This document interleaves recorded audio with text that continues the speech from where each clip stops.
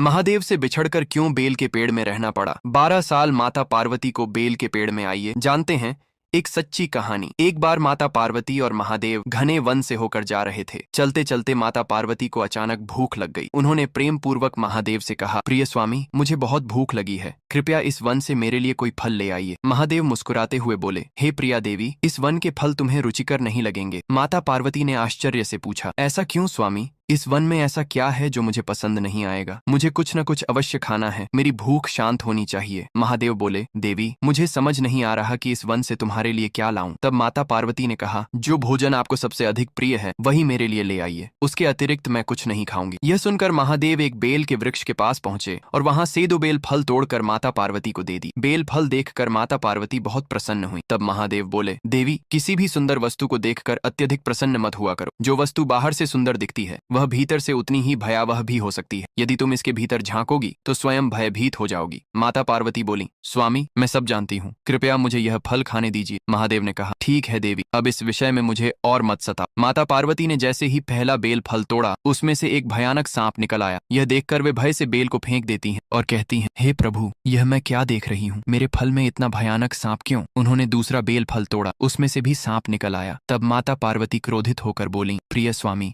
मैं जानती हूँ आप अत्यंत शक्तिशाली हैं, परंतु भूखे व्यक्ति के साथ इस प्रकार का मजाक करना उचित नहीं है। महादेव शांत स्वर में बोले, हे देवी, यह सब मैंने नहीं किया, यह तुम्हारे प्रिय पुत्र गणेश का किया हुआ है। माता पार्वती ने आश्चर्य से कहा, परंतु गणेश तो मेरे साथ नहीं है, उन्होंने ऐसा कब किया? तब महादेव बोले, देवी, यह बेल का वृक्ष पहले फल नहीं देता था। इसने एक बार तुम्हारे पुत्र गणेश से वरदान मांगा था कि यदि इसमें बेल फल लगे तो यह उनके लिए व्रत करेगा, परंतु इसने अपना व्रत पूरा नहीं किया। इस कारण क्रोधित होकर गणेश ने इसे सांप बना दिया। यह सुनकर माता पार्वती बोली, स्वामी, मैं अपने पुत्र गणेश के लिए व्रत करूंगी ताकि यह वृक्ष अपने शाप से मुक्त हो जाए। महादेव जोर से हंसते हुए बोले, हे देवी, केवल व्रत करने से यह शाप मुक्त नहीं होगा। इसके लिए तुम्हें 12 वर्षों तक इसी वृक्ष में वास करना होगा और इस दौरान तुम्हें इसके पत्तों के अतिरिक्त कुछ भी नहीं खाना होगा। माता पार्वती ने दृढ़ स्वर में कहा, मुझे यह स्वीकार है। तब महादेव भावुक होकर बोले, देवी, तुम्हारे अतिरिक्त इस धरती पर कोई भी यह तपस्या नहीं कर सकता। तुम स्वयं आदि शक्ति माँ दुर्गा हो। तुम समस्त जगत के दुख और कष्ट अपने ऊपर लेकर उनका आर्ण चुकाती हो। यह कहकर माता पार्वती उस वृक्ष में समा गईं। महादेव उस वृक्ष के नीचे बैठकर तपस्या करने लगे और करुण स्वर में बोले, मेरी अगली कथा देखने के लिए लाइक और सब्सक्राइब करें।